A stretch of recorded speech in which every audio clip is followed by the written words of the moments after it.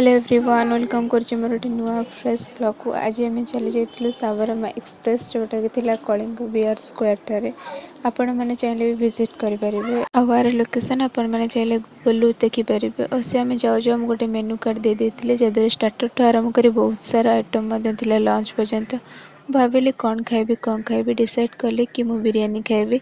एटिकार बिरियानी बहुत ही टेस्टी, थरे ट्राए करंतु, केबे भी पाटिरु छाड़िबनी। फाइनाली खाई सारा पर आम बाहर पड़ू जिते मु कैमेरा ऑन करदेवी देखुन खाली हाय कर पकेब पिलाटी। संध्या बेले आम चली जाइलु गोटे मेला पड़ता मेला बुलवाई तो बहुत